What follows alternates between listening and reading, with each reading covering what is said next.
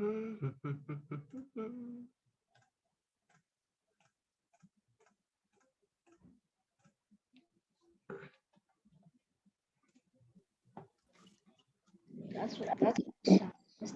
Hi.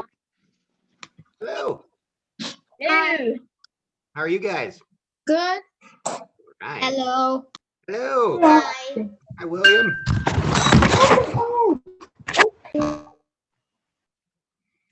Let me just, oh, I am spotlight. Perfect. Okay. All right. We'll wait for everybody to get settled. Got a couple minutes yet before we start. How are you guys doing? Good. Good. Good, good. What are you gonna read? Well, it's going to be, since we're doing a demo class, it's going to be different, a little bit different than how we would do a usual one, because we'll usually have 2 classes, I believe, in the week. So I'm not going to read you the story, but we're going to talk about it, and I'm going to break it down for you. There just wouldn't be enough time to read it front to back, but we'll be able to talk about the important parts. Okay. And to be honest, what's that? Did somebody say something? No? Okay. I just said okay. Oh, okay. That's all right. Yeah, so this is part introduction and then also giving you guys a taste of what it will be like to working with some of these stories. So we're just about ready to start. Let me just pull up my course outline because I need to grab a date off of it real quick. Excellent. Okay. We'll start in 1 minute. You guys have any questions for me other than why are we here? No? I'm going to change my view so I can see all you guys. Perfect. Perfect. Okay. All right. So hopefully you can see me pretty good. What I have behind me is my attempt at drawing a globe. It's not a particularly good drawing, so don't judge me too hard. But before we start focusing on our story for today, what do we know about heroes? Can anyone tell me what a hero is? Maybe even an example of a hero. Since there's so many of you guys, if you want to put up the little hand icon, I'll be able to see it a lot easier. Awesome. Thank you. Sherry, go ahead. Mostly they save someone or they solve a problem. They solve a problem. They save somebody. Okay, those are 2 great examples. Definitely key components to being a hero. What else can we mention? Let's go Catherine, then Edda. Catherine, go ahead. Like a hero is somebody that will like fight and save people or something. Or something. They're generally supposed to be people who fight for good, right? They want to do good. Yeah, so if they saw someone picking on somebody or someone's robbing somebody, they stand up and say, no. That is definitely an aspect of being a hero. Did you want to add something else, Sherry? Or sorry. Let's go to Edda, and then you guys can add again. Edda, go ahead. Or Ida. Ida Wang? Edda Wang? You? Yes. Yes, Edda. Edda. Okay, well, go ahead, Edda. What do you want to add to our list of hero characteristics? They save people. Yeah, definitely. Saving people, right? They fight bad people. They fight Yep. bad people. They fight bad people. They save good people. Doesn't necessarily have to be from someone else. Like someone's caught in the river. They're going to dive in. They're going to be so strong they can save them. We associate those things with being a hero. Okay. Was there anything else you want to add, or can we go back to Sherry and Catherine?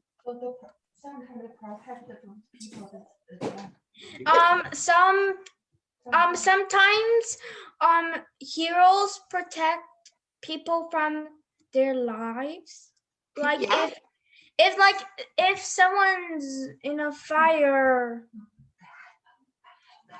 they can help by all kinds of ways.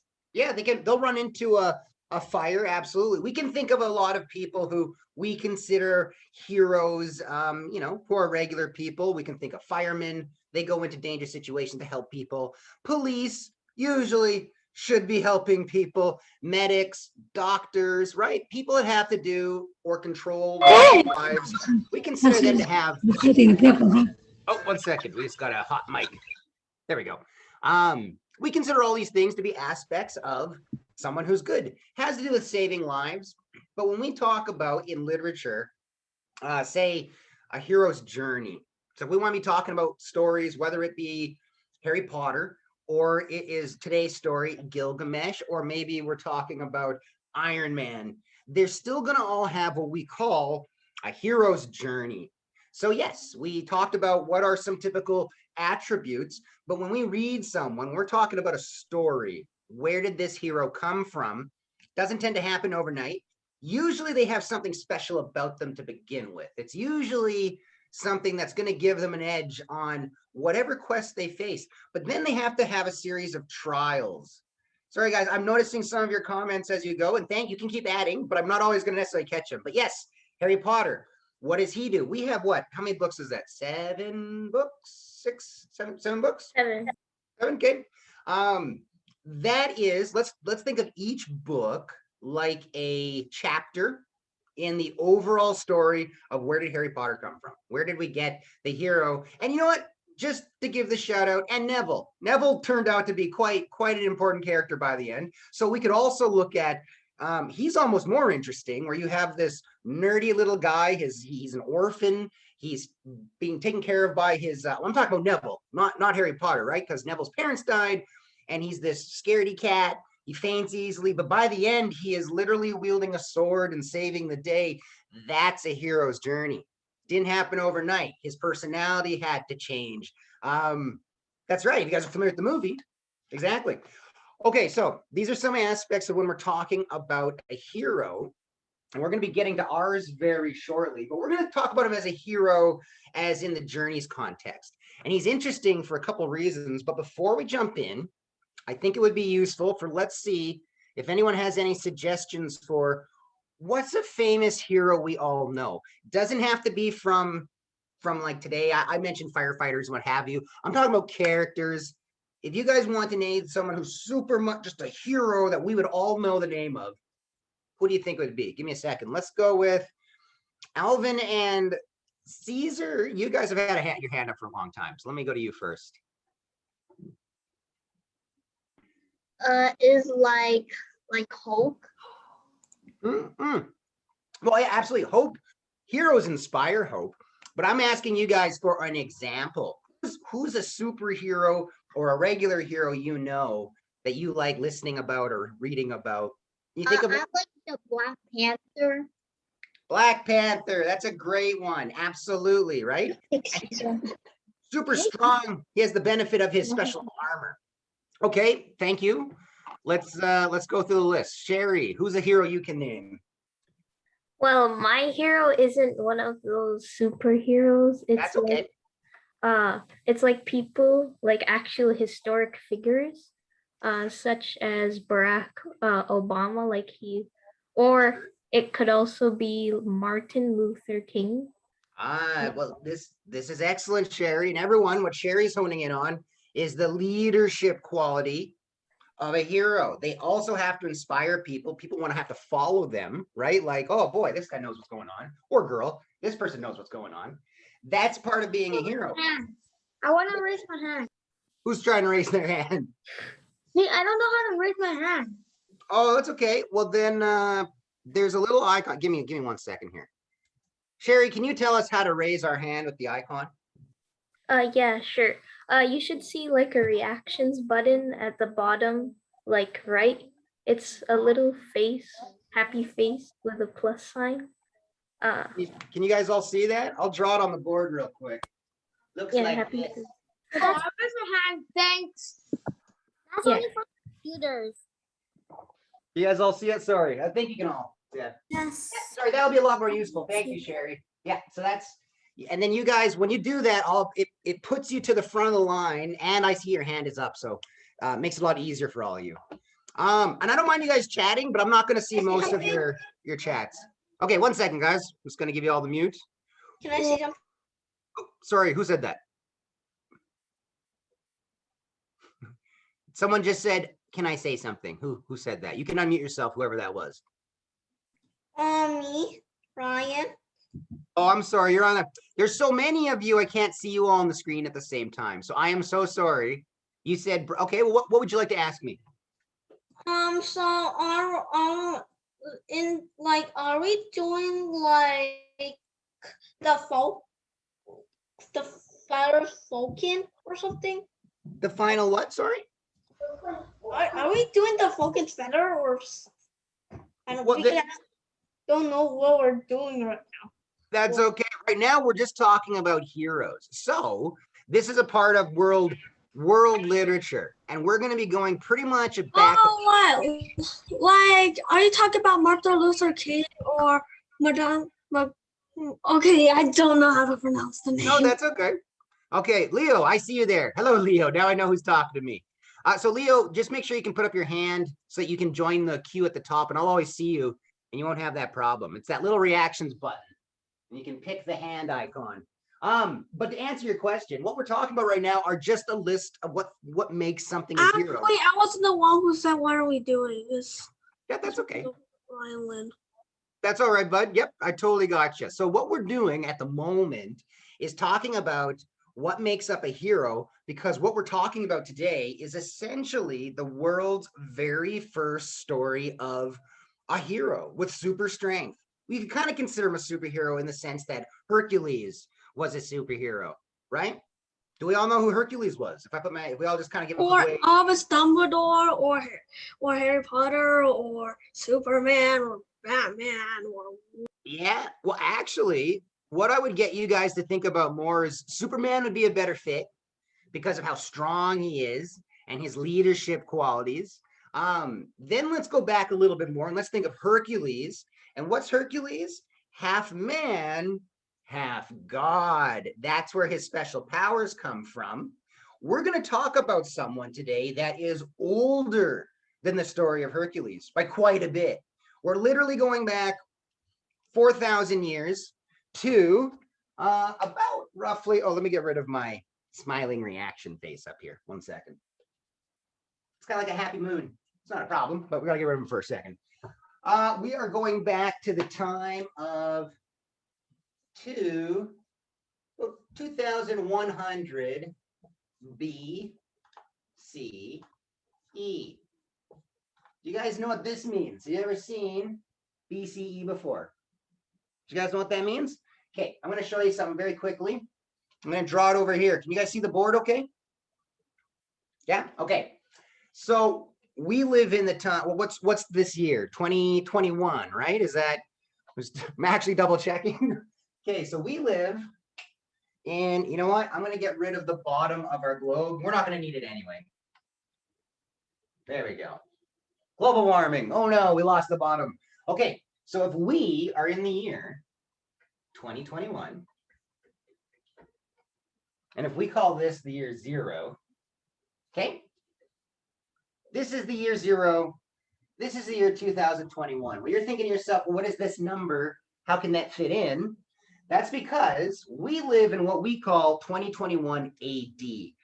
It's Latin, Ado Diem. I can't remember why, but essentially it means after 0. And I'll show you why that matters. We have AD. And over here, history goes way further. If we want to talk about even just the history of China, we would have to go back about 10,000 BCE. That's 10,000 years before the year 0. So we're talking about, if this is a timeline, we're talking about a story that popped up right around here. And that is 2100 BCE. I know it's a little bit of a weird concept, but that means that when we got to talk about this, we add 2000. So you go back in time, 1990s, 1800s, the year 700, 0. Oh, but we have to go back even further. 100 BC, 200 BC, 1000 BC, 2100 BC. Okay. This is how old our story is today. We're talking about something that predates literature as we know it. I see a lot of hands up. Maybe you guys have some questions. Let me just double check our time. Okay, I'll take a couple quick. Let's see who hasn't had a chance yet. William. I think BCE means before Common Era. Before common, before common era. You're right. But actually, you know what? We have Google. Let me do a really quick little check. There's two, because it used to just be BC, and there is a Latin term, but then there's always like an English version. So let's go BCE definition. CE, common era, BCE, before common era. Well, let's double check what AD means. Of course, this changes over time. What's that? I forgot where I learned that. Well, you know what? I'm impressed either way. Sometimes it's just about remembering the thing more than where you got it from. But you were correct, and AD stands for Anno Domini, and that is Latin. See, here's the other thing too. Some people, BC, used to mean before Christ. So people used to associate this to do more with just when Jesus was born, and then history taking place after it. That becomes kind of problematic just because not everybody's Christian, and we're thinking more about when did literature start. When I talk about literature, I'm talking about when did we start making marks on things and then reading them like secret messages. We're talking about, you want to know about the real creation of magic? Something called cuneiform. Has anyone ever heard of cuneiform? You can all give me a big thumbs down if you don't, but I don't know what that is. No, all right, that's a lot of reactions. Good. I am still going to go through your guys' your questions, but I have to still just kind of move the topic along. Cuneiform is very interesting. It's the first writing we know of, and the story that we're talking about today is called the Epic of Gilgamesh. Gilgamesh. Now, you guys are probably like, I have not heard of him before, or maybe you have, which is impressive in itself. And the story of Gilgamesh is going to be taking place. Let me switch my marker, green, in this part of the world, 20,000 BCE, in a little place we call Mesopotamia. I'm going to get rid of our really cool globe now. Okay. This is where we're taking place. This is Africa. This is North America. We're all over here. This, you might know it today as modern day Iraq or Turkey. It was once where the Persian Empire existed. Way later. We're talking like around here. But that's where our story is taking place. And this is very important. You know, before I wipe it off, I'm going to share my screen because I'm not the best artist. And I really want to make sure you guys understand where we're going today. So give me 2 seconds. The country, not foodie. That's right. The country, not the food. You're talking about Turkey. You're right. Yep. We're talking about Turkey, the country, not Turkey, the animal. And that's very funny. Okay, I'm sharing my screen. I'm just trying to make sure I can see as many of you guys as possible. And I do apologize if not everyone gets to ask their question or what have you, just because of the demo class. But if you like it, join us and we'll have more discussion in the real course. Okay, can you guys see that? I have the globe up. You guys see that okay? Okay, nice, thank you. Okay, so Canada, South America, Sahara, we got Africa. This is us over here. We're looking at the Middle East, but not the Middle East as we know of it today.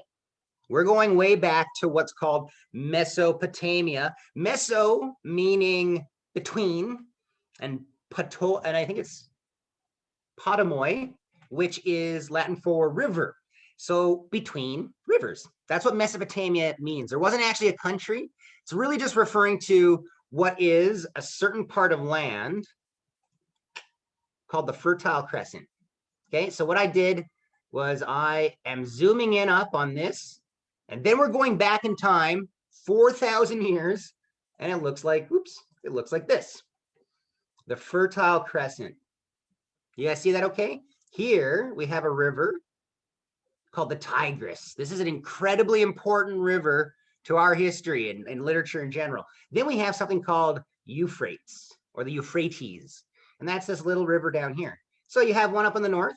I'm just tracing it right now with my little magnifying glass, and then the Euphrates. We are talking about a very specific place, a city called Uruk, and that is right over here. Boop. You guys see that okay? The city of Uruk.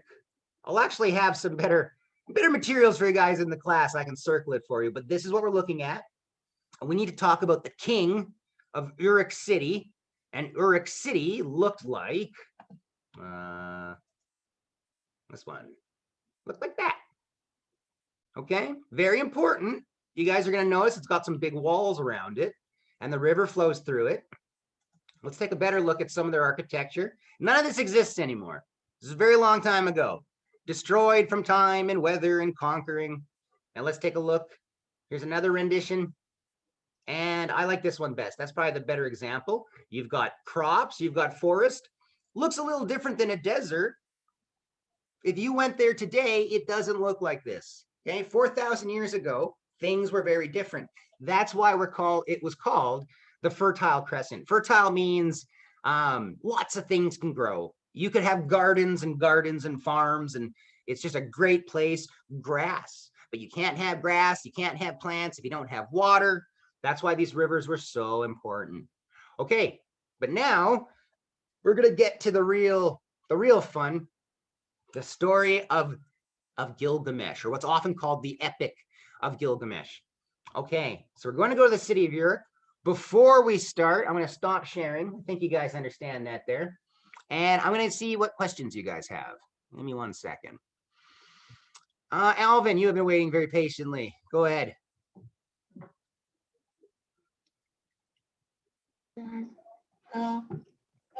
It's like I didn't see it before, so I don't really know about it.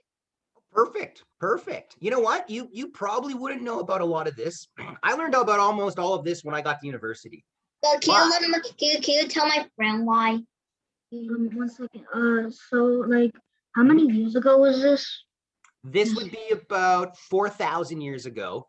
2100 BCE, which stands for before Common Era.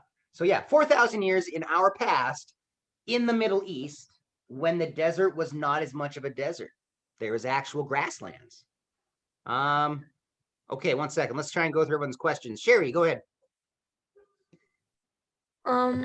So is this in Saudi Arabia?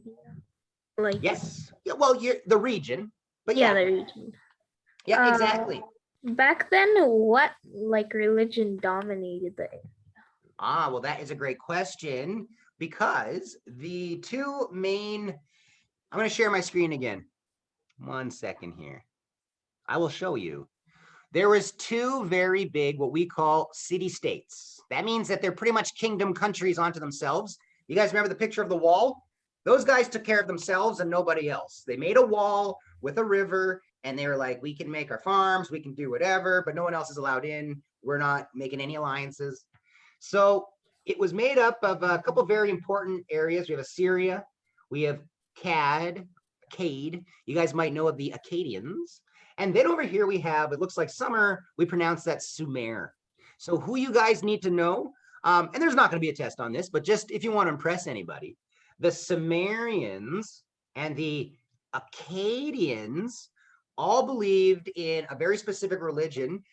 I don't remember the name of it off the top of my head, but I can give you a couple of the gods. There was Shamash, the sun god. So very important. Egypt, even the Vikings, a lot of them have a specific god for the sun. Just explains how the seasons change, how they usually have a lot of importance in the hierarchy of gods. There's also Ishtar. Ishtar is extremely important, the goddess of love. Okay, so they had a lot of compassion. Here's what you need to know. A lot of these gods over time transitioned into being other gods, and then other cultures take over and they mix them up, and eventually we will get the Greek gods. And there's a suspicious amount of similarity between the Greek gods. And then eventually the Greek gods change again when the Romans come through and rename them. So this is something that happens for a long time. You might be surprised that the story of Noah and the Great Flood all happens in the story of Gilgamesh. A lot of these stories keep happening again and again, and you're like, well, I know that story from over here. And you're like, oh, well, yeah, it's all the same region, but this is someone else's different point of view. And we start getting history, and then we start getting stories. Urshanabi, he's the boatman. You guys might know of, I think in Nordic mythology, there's the ferryman. In Greek mythology, they have the boatman. He takes you across the river Styx when you die. It's like, they have one too, but they call him Urshanabi. This is a different name, different language. All right. Okay, let's keep going through the questions. Maxwell, you've been sitting ever so patiently. I'm going to stop sharing my screen. Go ahead.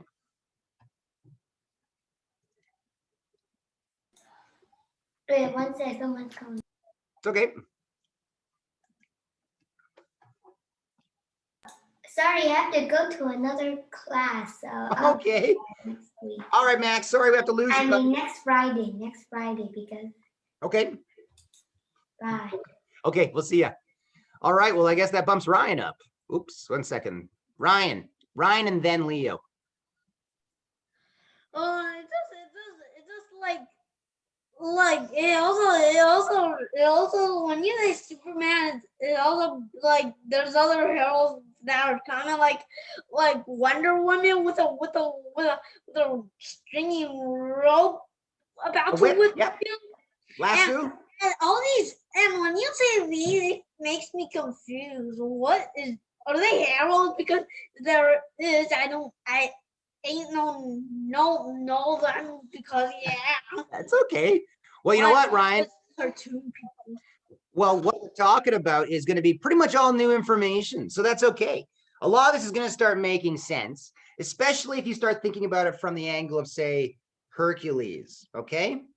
Or Superman. They're going to be the best to kind of think of because they were both half something, right? Superman's kind of like half human, half Kryptonian. Well, he's full Kryptonian, but you know, it's a debate because how he landed on Earth and grew up a human. But then we have Hercules, whose dad was Zeus, and then his mom was a regular human. So he got powers, half god, half human. We are talking today about Gilgamesh. Gilgamesh is different because when the goddess Aruru, who is actually the goddess in charge of creating humans, she just had the job of, all right, I'll make them. That's me. So she steps up, she does it. When she makes Gilgamesh, someone so strong who can become the king of Uruk. Okay, you guys remember that one? It was just in the southern side there. He's the king of the city of Uruk. He is going to be their champion. He built the wall that we were all looking at. That's him. That was his big thing. And he wasn't even half God. He was actually 2/3 God and only 1/3 human. So he's like mostly God.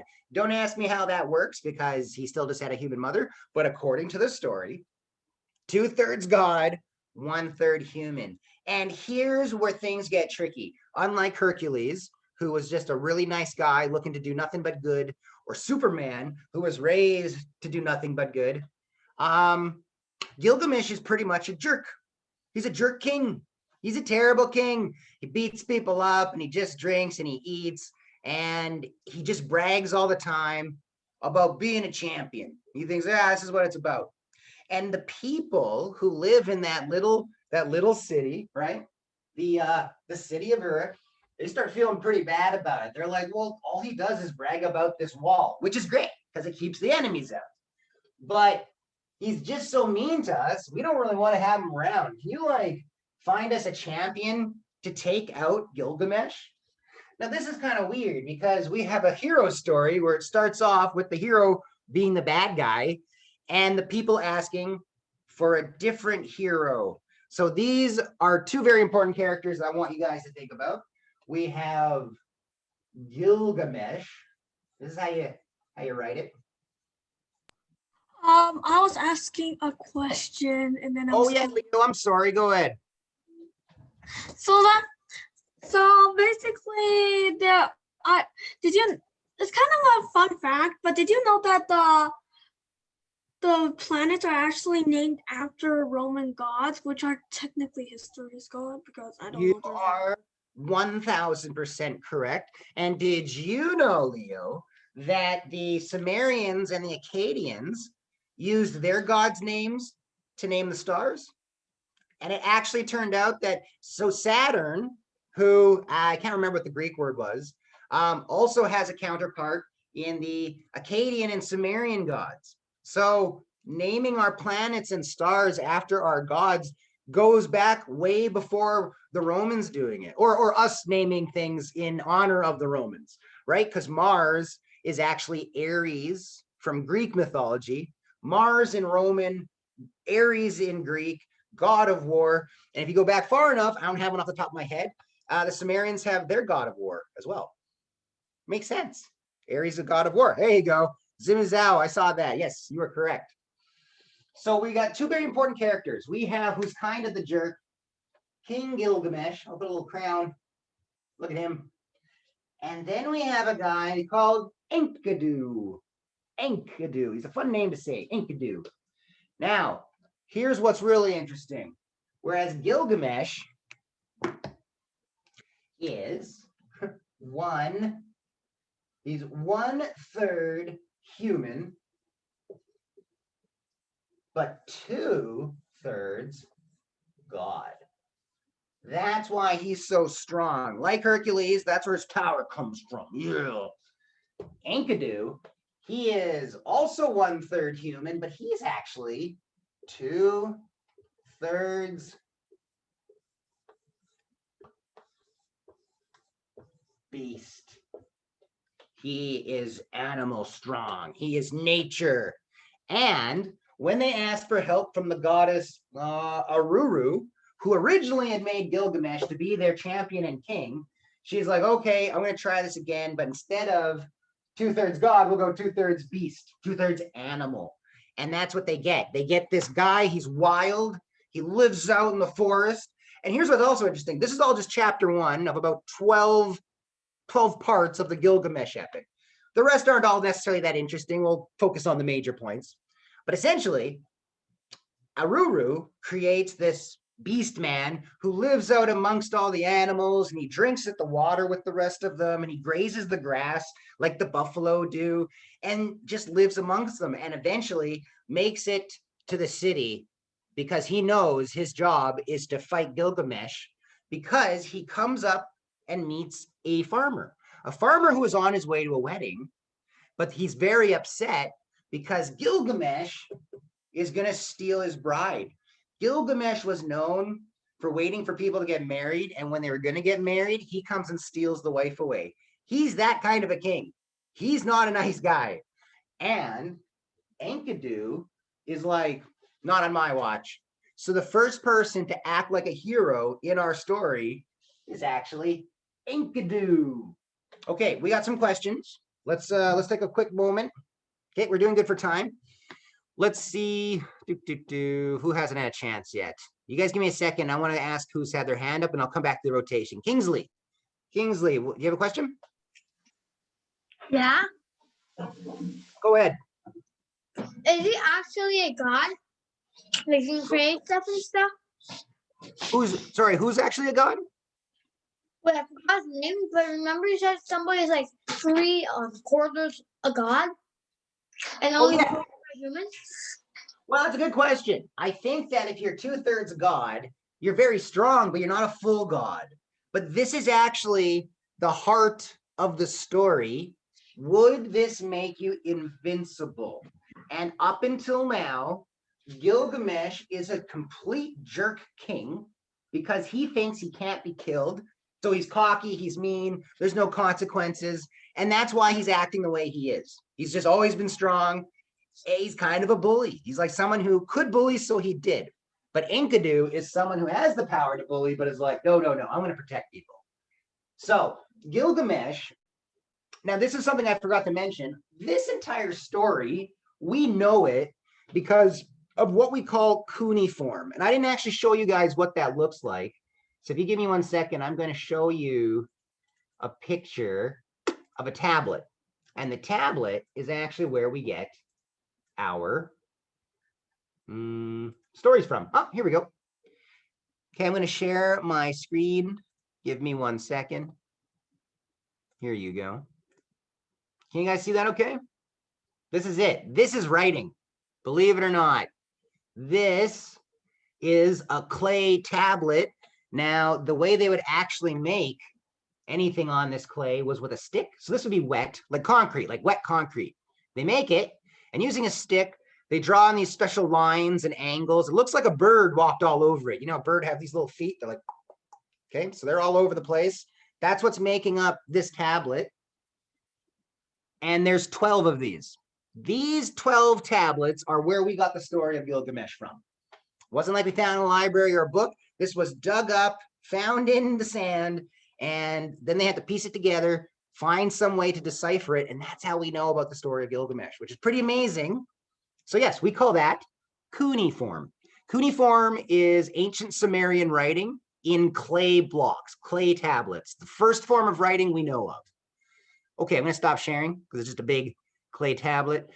Lots of questions now. Let's go. Oh boy, Kevin. I'm kind of sorry, but I came late. So what story is this? We are talking about, that's okay. We're talking about a story called The Epic of Gilgamesh. And we only just started talking about it. The rest was talking about the country where it took place. But just so you know, Kevin, this story is 4,000 years old, and it's the first story of a hero or a super type hero that we have in history, or at least in literature. Okay. All right, we still have some other questions. Let's go. Oh, hands are up at Zimu. Go ahead. So, are there technically like alt versions of like gods? Are there what did you say? Like Sorry? Alternate? Alternate. Like because there's like two. Because I only know like Greek and Roman mythology. Like I only know like. Yeah. Well, So this there's is like more. Oh, absolutely. So when you guys are talking about Roman and Greek mythology, I'll put this back up here. Okay, so we have the year 0. We have the year 2021 over here. And then we have our story taking place around here. Okay, so this is also another way to look at it, just to make it easier. Okay, so we are 2021 years from the year 0, but we have to go back this direction, another about 2,100 years. And this is where our story takes place. But on the timeline, Greek and Roman mythology are going to enter in around here. So this would have been the Romans taking the Greek gods and making them their own. But if we go further back on a long enough time, we've got Sumerians. And this is a very, very quick and dirty explanation. But the Greeks took their gods, made them their own. Then the Romans took their gods and made them their own. And so on and so on. The story of a flood that covered the entire world. We know about a story with Noah building an ark. That story happens again and again and again and again. And historically, remember I was showing you guys Mesopotamia? It is believed, and it has been discovered since, that there was a giant flood that flooded those rivers way, way, way back. And they think that might have inspired a lot of these stories about this giant flood. And if you couldn't visit other parts of the world, and you thought that your little island was the world, if it flooded, for all intents and purposes, your entire world flooded. So that's why maybe when we read some of these stories, when they're saying the world flooded, they actually only meant a region. But they didn't know any better. They didn't travel any farther. It's one of those things. It's one of those things. Oh, I'm seeing some maybes, yeah. And also, a lot of what I'm talking about to you guys is still debated between experts. I mean, they still have to figure out a lot of proof, a lot of evidence, but these are the general theories going on right now. Okay, let's go through a couple more questions and we'll hop back into it. Etta, you want to go in?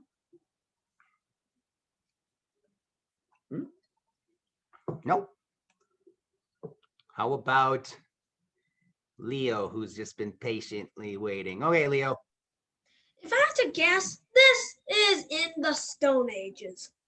No, the Stone Ages are actually, if I wanted to put the Stone Ages on my timeline, I'd have to go off screen, way over here. Okay, so that's the Bronze Age.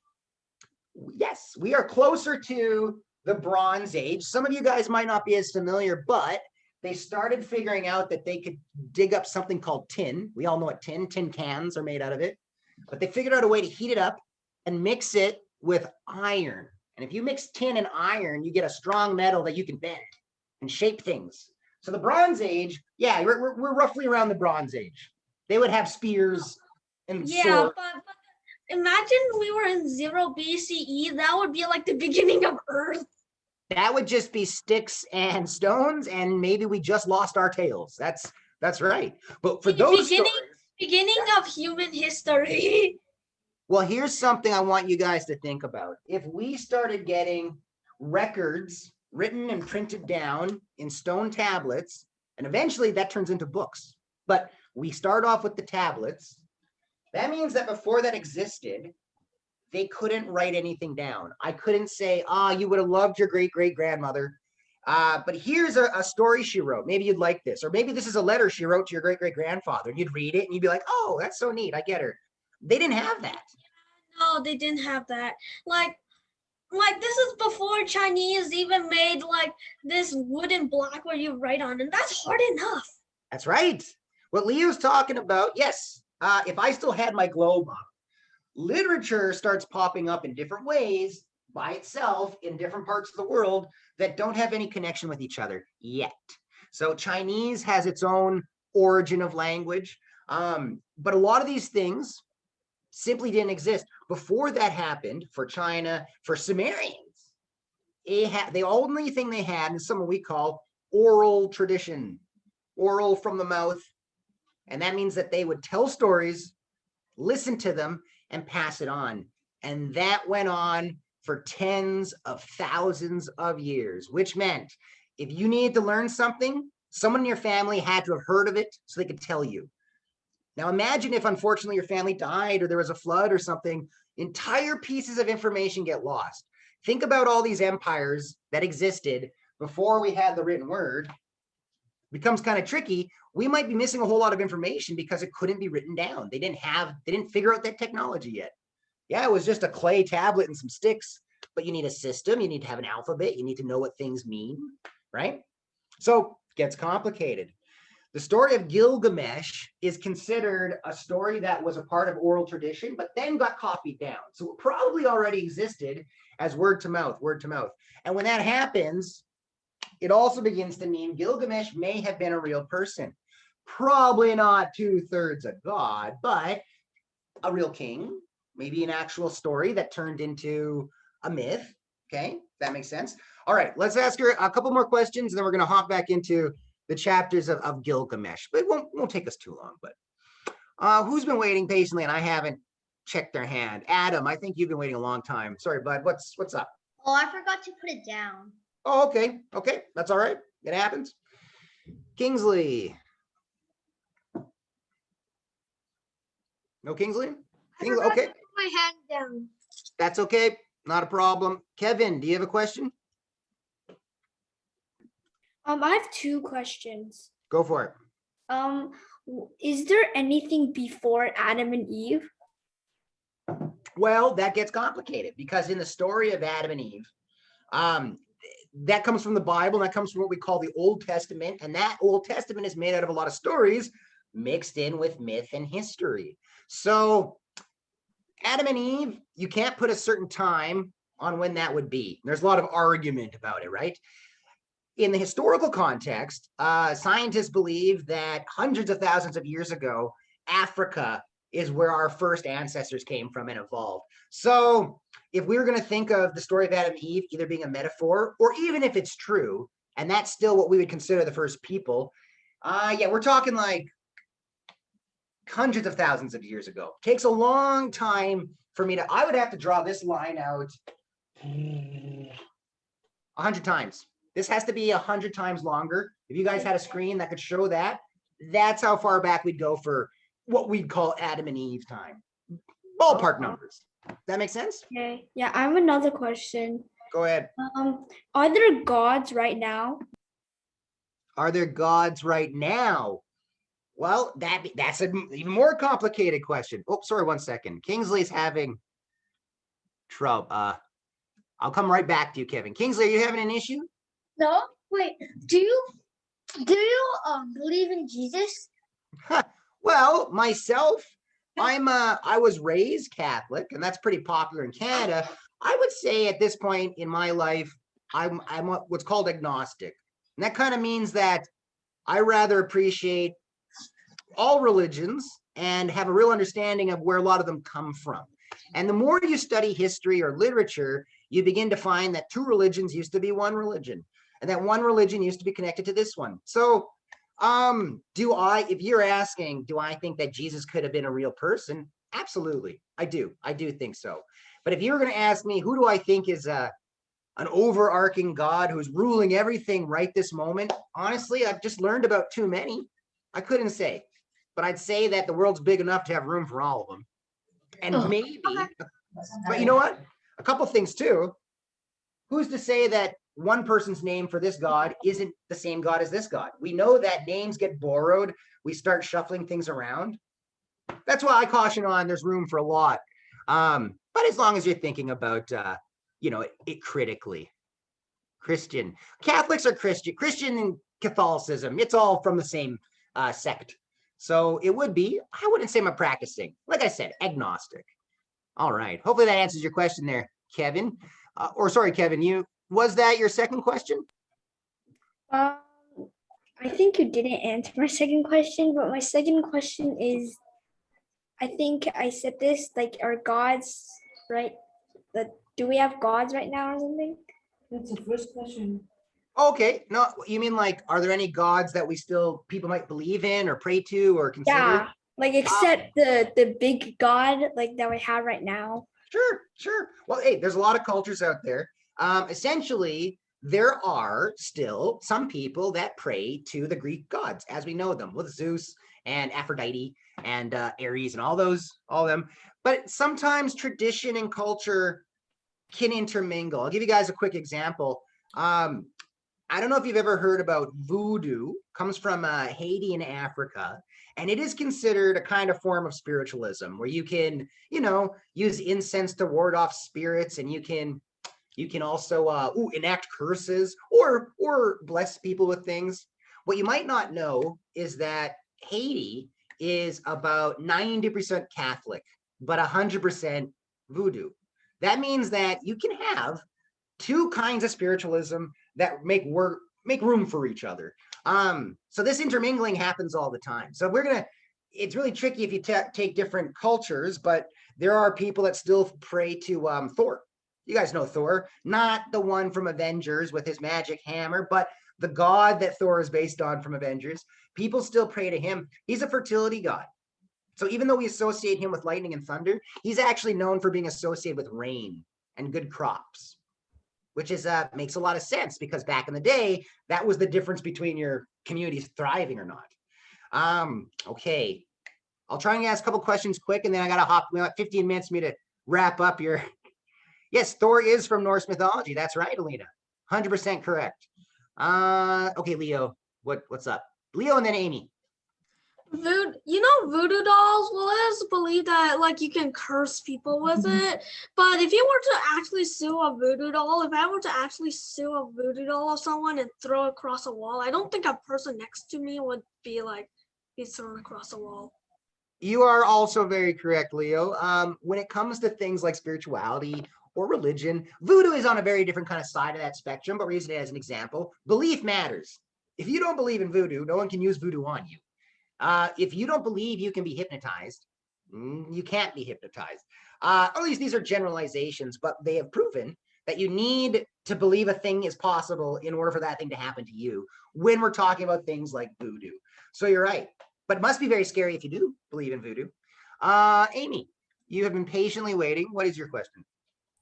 What is voodoo?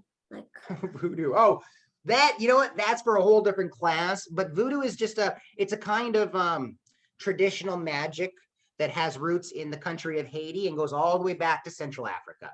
It's another belief system. You can kind of think of it like a religion if it's easier. It's a much bigger question. But all right, guys, you know what? I'm gonna ask Ryan really quick and then Alvin, and then we'll have to go back so I can just wrap up what the story of Gilgamesh is about. All right, Ryan, go ahead. So I'm just like, what does Enkidu and what does like Enkidu and Gilgamesh look like? I just want to know what they look. Ooh, I'll find you guys a picture, okay? I'll find you a picture. Alvin, you got a question? Was there Jesus in it? Oh no, this is way before. Must be way before Jesus or the Romans even. Way before Christ. Oh, Give me 1 second. Gilgamesh and Enkidu. All right. Sorry guys. So what my original plan, this is my idea for how we'd probably approach class. There'd be 1 hour twice a week. The first hour, we'd talk a lot about the history and the culture, where it comes from. And then the next hour, we would just have all that time to talk about the story. So this time we kind of got caught up in just, some of the context, not as much time to talk about the story. But if you join the class, we have 12 tablets to get through with Gilgamesh. So hopefully some of you will be interested. But let me find you a picture. This is probably the coolest picture I found of Gilgamesh and Enkidu. And let me just see if I can make it nice and big for you. I gotta click on so many things. My goodness. Okay, you guys want to see what they look like? Here you go. Pretty tough looking characters, if you ask me. That's Gilgamesh. Okay, and that is Enkidu. See, he's got like wolf skins. He actually has feet, cloven feet. These are also enchanted weapons. That's a big part of heroes. They always get enchanted weapons, just like Thor's hammer. These are given to them. That's from about the 6th tablet or so. So that's them, but there's also more traditional pictures. This is what they also would have been depicted as. These guys in stone. See that? We know that it's him because he has the horns and the spear. He's always holding a lion for some reason, and like a whip or a tail. Usually when we have a picture of a whip, doesn't mean the guy was good. And we know that he started off as a pretty mean guy. So this is a much cooler representation, maybe more of a modern representation. All right, so that's Gilgamesh, that's Enkidu. Okay, so I'm gonna give you guys the very quick synopsis of what happens in this story. And I only have 10 minutes, so I apologize for that. Enkidu hears about Gilgamesh, and he's like, that guy sounds like a terrible king. All he does is beat people up, steal people's wives. Not today. So he comes in from the field. And he knocks on the door of the wall, and he comes in during the wedding, because remember, he met a farmer who was going to get married and worried that his wife was going to be stolen.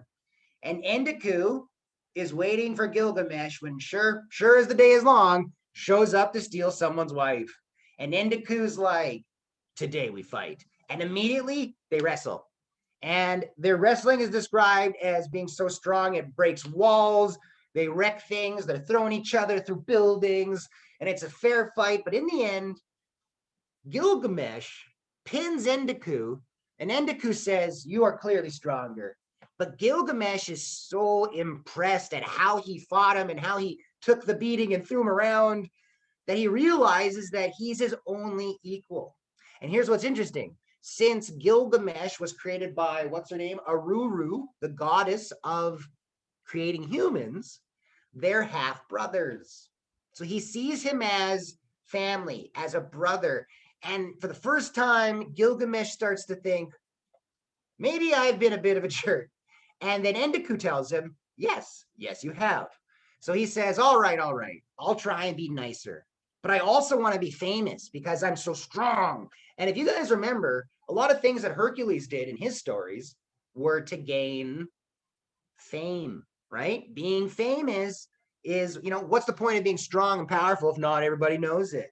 So they set off on a quest. For some reason, they decide that they're going to go and kill the guardian of an enchanted forest who protects this special kind of oak wood. And Endiku's like, I don't know if that's a great idea. That guy didn't do anything. Plus, he's really, really tough. What would be the point? And then Gilgamesh says, so people can tell stories about it. And Endiku's like, okay. Meanwhile, Aruru shows up and is like, whoa, whoa, whoa, whoa, whoa, whoa, whoa. You guys can't go kill the guardian. They're guarding the forest. And they're like, yeah, but we want to be known for being tough and cool. And she's like, okay, you can have a magic axe, Endiku, and you can have your magic sword and club. That goes to Gilgamesh. And they're like, yay. So they go running. And they fight the monster. And it's like, whoa, what are you guys doing? And they decapitate him. And they're like, hooray, we're heroes. And everyone's like, not really, but okay, yeah, that was. Problem is, that guardian was very strong. So people still are impressed that they went and killed him. Even though he was minding his own business, he wasn't doing anything. Okay. End of that tablet. Jump ahead.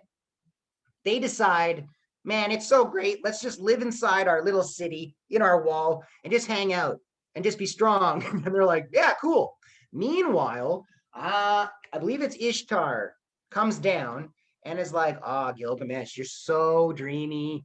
You killed that defenseless monster and you're so strong. And you made this wall that you always talk about. Oh, what a great wall.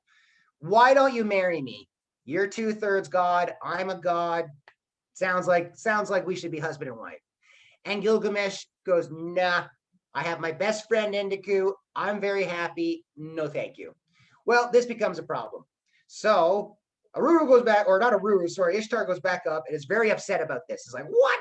Think about like Aphrodite showing up and then being turned down by someone who's not even a full god. She is so upset. She goes to her dad, I believe it's Shamash, and says, I need to borrow the bull of heaven. Now, you guys might know what that is. It is a giant, monstrous, super strong bull that just lives up in heaven. And she's like, Dad, I need to borrow it so they can fight him and kill him. And they say, okay. So they send it down, and Gilgamesh and Endiku kill the bull very quickly. And while the goddess is standing there like, what? For some reason, Endiku is just so excited about having killed the bull, he rips off its leg and throws it at her. Like, ha ha. So she's standing there and it's like, what?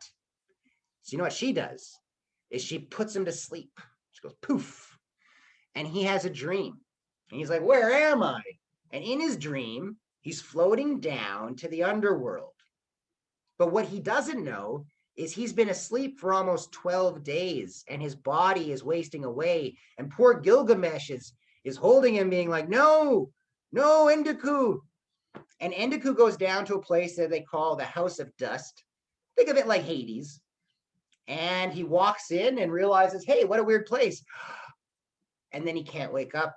And he realized that what happened was his soul was tricked into going down into the underworld. And he died over 12 days in a coma with Gilgamesh.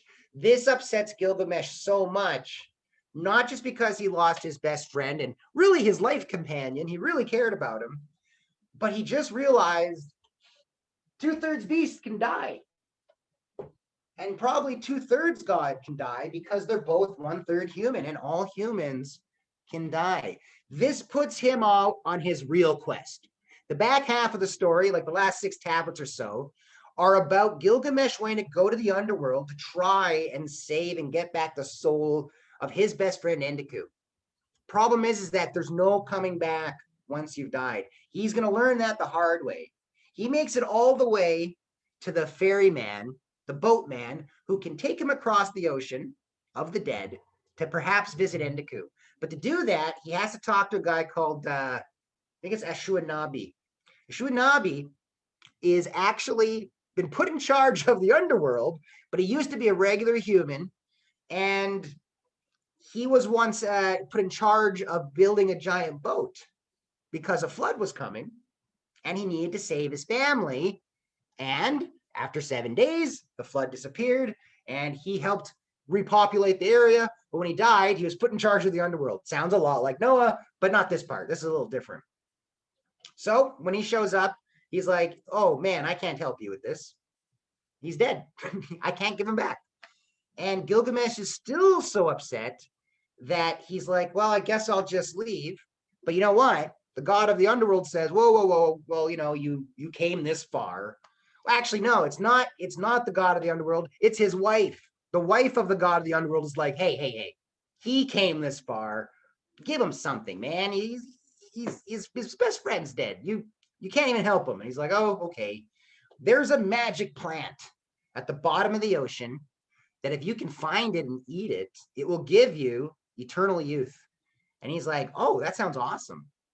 I guess I'll take that. Maybe that'll make me feel better. And he's like, so I won't die? He's like, well, you'll live longer.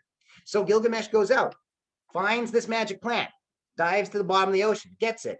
And he's so excited, he goes walking home and suddenly decides that he needs to have a bath. I don't know why.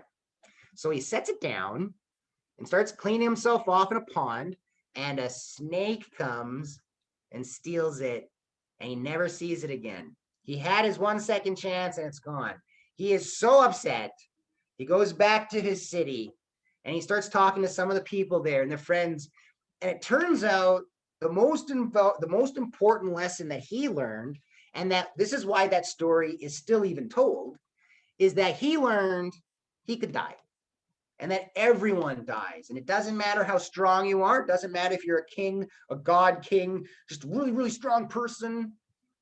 Our time passes and there's no getting it back. So what you should be doing is treating people well. Use your hero powers for good. And from there on, Gilgamesh is considered to be a much better king. He's not beating people up. He's not stealing wives. It took him to lose his best friend and a better version of himself, akin to, to realize what a hero is supposed to be. That's why this story from 4,000 years ago still gets told. And that's why this class starts with that, with the story, the epic of Gilgamesh. All right, guys, I think let me check on time. Oh, perfect. Class is just about over. We have 1 minute left. I hope you guys enjoyed that. I know it was a little bit quicker getting through the story, but now you have an understanding of early world history. What is Mesopotamia? We know a little bit about Akkadians and Sumerians. We know a little bit about religion and gods passing on. Okay? It's a crash course. A lot of it's going to be new information for you guys, and I don't expect you to know it, but I will be sharing the stories we're looking at 1 week before classes. Well, so whenever we have a class, whatever we're going to be studying, you'll have a week to read it before we get into it. So the idea is we can talk about the historical context in one class, and then we can also talk about just unpacking the story of it in the other class. All right. Well, I hope you guys like that. Do you have any questions for me? Let's see here. I got some hands up still. Let's go. Sherry, did you have a question? Oh no, I didn't. I just had the head up by like X. Okay, that's okay. All right. Well, the rest of you, unless you have a question, you guys can go. I have to get ready for another class in a half hour here. So I will hopefully see some of you if you decide you want to take the class. We will revisit Gilgamesh, and we're going to talk about all those 12 tablets and the actual pieces of it. But we've also got some other stories. The Green Knight, if you guys are familiar with medieval literature. We've got a whole bunch of things. It's sampling of world. It's a different country and a different time, each class. Okay. All right. Well, the rest of you guys can go. Zimu, T-shirt, go ahead. So if you don't believe in something and then you don't get it, isn't that technically called the placebo effect? It If depends. you believe in something, someone gives you it, but it doesn't actually really do anything, isn't that technically called the placebo effect? Well, the placebo effect also relies on someone lying to you, though. So, I mean, Oh yeah, right. let's say I felt like this marker was lucky, and I can't prove it, but as long as I keep it in my pocket, I'll always have a good class. That's not necessarily the placebo effect. It would be a placebo if someone was like, hey, Mr. Ham, $5, I'll give you this lucky magic marker. And I'm like, ooh, thank you. And if I believe that, that's a placebo. But if I just by myself think about this makes me That's feel, more of a scam. well, this is belief. The other one's a scam. Usually placebo effects have to do with like clinical trials and medicine testing. Yeah, okay. You got it. Okay. All right, cool. Good question. Alina, and then Kingsley, and then I gotta go. Alina.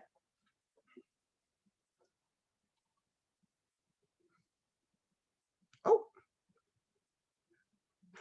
Oh, fair enough, Alina. So this is a world literature class.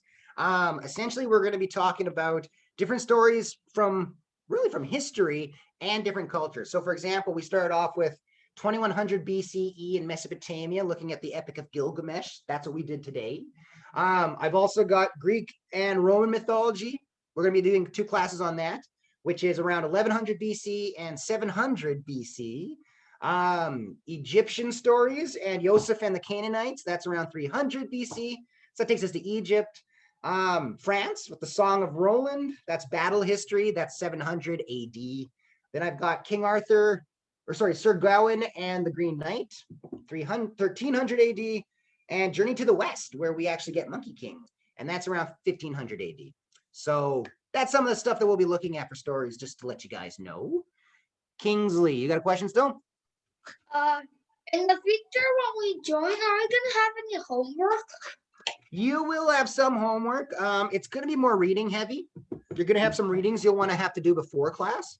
But we'll see how the homework is. I'll want you guys to write some responses and maybe one, but more like journal entries, if that makes sense.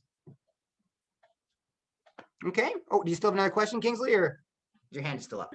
Nothing. Bye. Okay. All right, guys, I got to go. It was a lot of fun. Hopefully we'll see you. All right. See you, Sherry. Okay. See you guys. And all right.